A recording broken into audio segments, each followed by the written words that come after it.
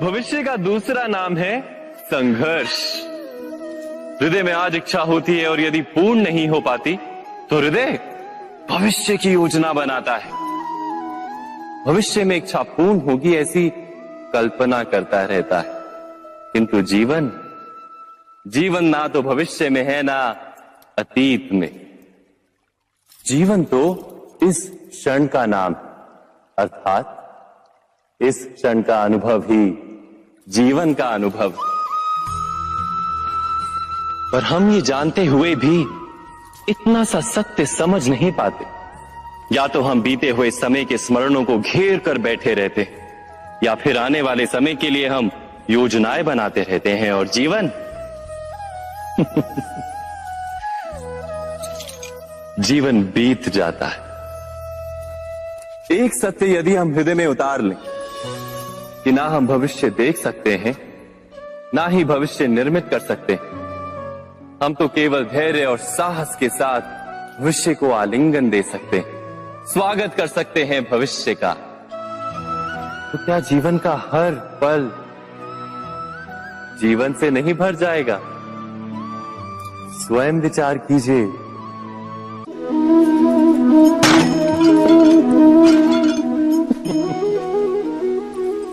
कभी कभी कोई घटना मनुष्य के जीवन की सारी योजनाओं को तोड़ देती और मनुष्य उस आघात को अपने जीवन का केंद्र मान लेता। पर क्या भविष्य मनुष्य की योजनाओं के आधार पर निर्मित होते हैं? नहीं।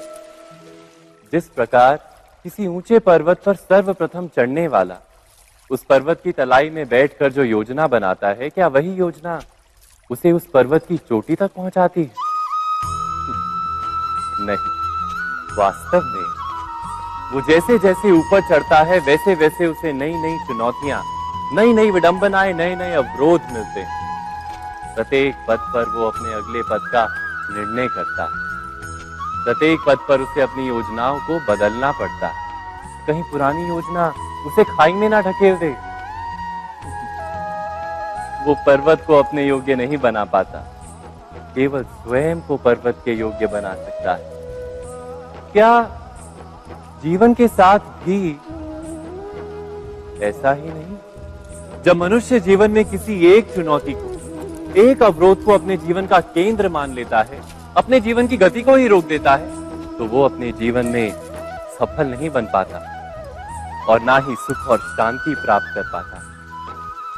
अर्थात जीवन को अपने योग्य बनाने के बदले स्वयं अपने को जीवन के योग्य बनाना ही सफलता और सुख का एकमात्र मार्ग नहीं? स्वयं विचार कीजिए।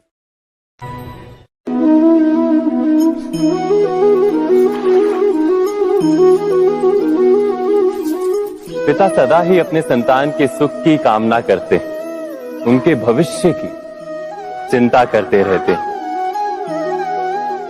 इसी कारणवश सदा ही अपने संतानों के भविष्य का मार्ग स्वयं निश्चित करने का प्रयत्न करते रहते हैं। जिस मार्ग पर पिता स्वयं चला है, जिस मार्ग के कंकर पत्थर को स्वयं देखा है, मार्ग की छाया, मार्ग की धूप को स्वयं जाना है, उसी मार्ग पर उसका पुत्र भी चले, यही इच्छा रहती है हर पिता की। निस्संदेह उत्तम भावना है ये, किंतु 3 प्रश्नों के ऊपर विचार करना हम भूल ही जाते हैं। कौन से प्रश्न? प्रथम प्रश्न, क्या समय के साथ प्रत्येक मार्ग बदल नहीं जाते? क्या समय सदा ही नई चुनौतियों को लेकर नहीं आता? तो फिर बीते हुए समय के अनुभव नई पीढ़ी को किस प्रकार लाभ दे सकते हैं? दूसरा प्रश्न, क्या प्रत्येक संतान अपने माता पिता की छवि होता है? हाँ, संतानों को संस्कार तो अवश्य माता पिता देते हैं, किंतु भीतर की क्षमता तो ईश्वर देते हैं। तो जिस मार्ग पर पिता को सफलता मिली है, विश्वास है कि उसी मार्ग पर उसकी संतानों को भी सफलता और सुख प्राप्त होगा। तीसरा प्रश्न, क्या जीवन के संघर्ष और चुनौतियां लाभकारी नहीं होती? क्या प्रत्येक नया प्रश्न एक नए उत्तर का द्वार नहीं खोलता? तो फिर संतानों को नए नए प्रश्नों, संघर्षों और चुनौतियों से दूर रखना, ये उनके लिए लाभ करना कहलाएगा या हानि पहुंचाना? अर्थात जिस प्रकार संतान के भविष्य का निर्माण करने के बदले उसके चरित्र का निर्माण करना श्रेष्ठ है, वैसे ही संतानों के जीवन का मार्ग निश्चित करने के बदले उन्हें नए संघर्षों के साथ जूझने के लिए मनोबल व ज्ञान देना अधिक लाभदायक नहीं होगा? स्वयं विचार कीजिए।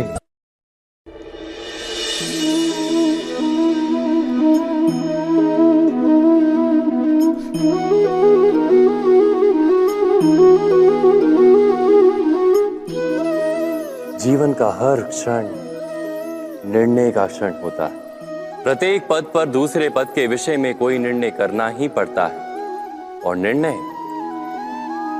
निर्णय अपना प्रभाव छोड़ जाता है।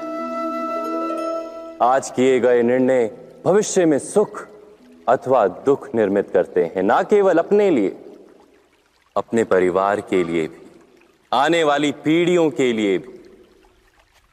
जब कोई दुविधा सामने आती है तो मन व्याकुल हो जाता है, अनिश्चय से भर जाता है।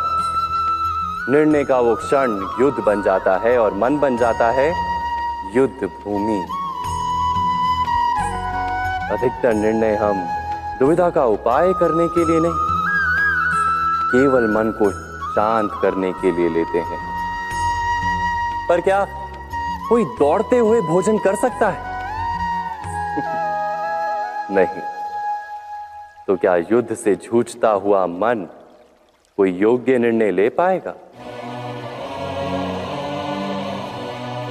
वास्तव में शांत मन से जब कोई निर्णय करता है तो अपने लिए सुखद भविष्य बनाता है, किंतु अपने मन को शांत करने के लिए जब कोई निर्णय करता है तो वो व्यक्ति भविष्य में अपने लिए कांटों भरा वृक्ष लगाता है। स्वयं विचार कीजिएगा।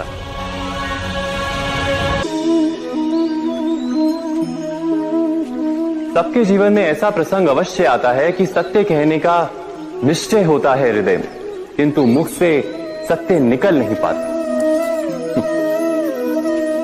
कोई भय मन को घेर लेता है। किसी घटना अथवा प्रसंग के बारे में बात करना या फिर स्वयं से कोई भूल हो जाए उसके बारे में कुछ बोलना, क्या ये सत्य है? नहीं, ये तो केवल तथ्य है। अर्थात जैसा हुआ था वैसा केवल बोल देना सामान्य सी बात है। किंतु कभी कभी उस तथ्य को बोलते हुए भी भय लगता है। कदाचित किसी दूसरे की भावनाओं का विचार आता है मन, दूसरे को दुख होगा ये भय भी शब्दों को रोकता है। तो ये सत्य क्या है? क्या हमने कभी विचार किया है? जब भय रहते हुए भी कोई तथ्य बोलता है तो वो सत्य कहलाता है। वास्तव में सत्य कुछ और नहीं, केवल निर्भयता का दूसरा नाम है। और निर्भय होने का कोई समय नहीं होता, क्योंकि निर्भयता आत्मा का स्वभाव है। अर्थात क्या प्रत्येक क्षण सत्य बोलने का क्षण नहीं होता?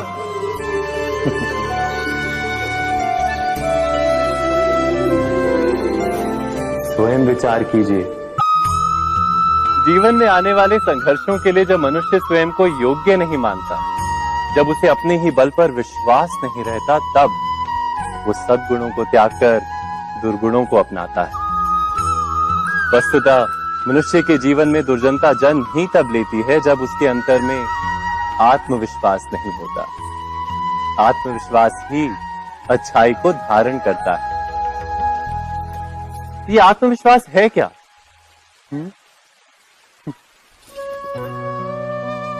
जब मनुष्य ये मानता है कि जीवन का संघर्ष उसे दुर्बल बनाता है, तो उसे अपने ऊपर विश्वास नहीं रहता।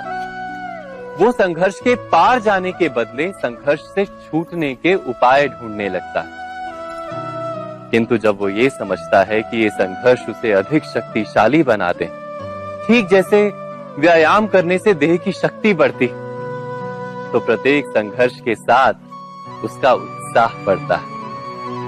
अर्थात आत्मविश्वास और कुछ भी नहीं, मन की स्थिति जीवन को देखने का दृष्टिकोण मात्र है। और जीवन का दृष्टिकोण तो मनुष्य के अपने वश में होता है।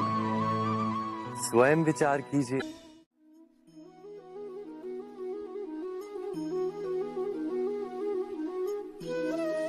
ज्ञान प्राप्ति सदा ही समर्पण से होती है, ये हम सब जानते हैं। किंतु समर्पण का वास्तविक महत्व क्या है? क्या हमने कभी विचार किया? मनुष्य का मन सदा ही ज्ञान प्राप्ति में विभिन्न बाधाओं को उत्पन्न करता है। कभी किसी अन्य विद्यार्थी से ईर्ष्या हो जाती है, कभी पढ़ाए हुए पाठों पर संदेह जमता है और कभी गुरु द्वारा दिया गया दंड मन को अहंकार से भर देता है। नहीं, क्या ऐसा नहीं होता? न जाने कैसे कैसे विचार मन को भटकाते हैं और मन की इसी अयोग्य स्थिति के कारण हम ज्ञान प्राप्त नहीं कर पाते। मन की योग्य स्थिति केवल समर्पण से निर्मित होती है। समर्पण मनुष्य के अहंकार का नाश करता है। ईर्ष्या, महत्वाकांक्षा आदि भावनाओं को दूर कर हृदय को शांत करता है और मन को एकाग्र करता है। वास्तव में ईश्वर की सृष्टि में ना ज्ञान की मर्यादा है, ना ज्ञानियों की।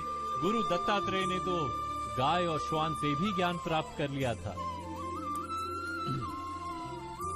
अर्थात विषय ब्रह्म ज्ञान का हो या जीवन के ज्ञान का या गुरुकुल में प्राप्त होने वाले ज्ञान का, उसकी प्राप्ति के लिए गुरु से अधिक महत्व है उस गुरु के प्रति हमारा समर्पण। क्या ये सत्य नहीं? स्वयं विचार कीजिए।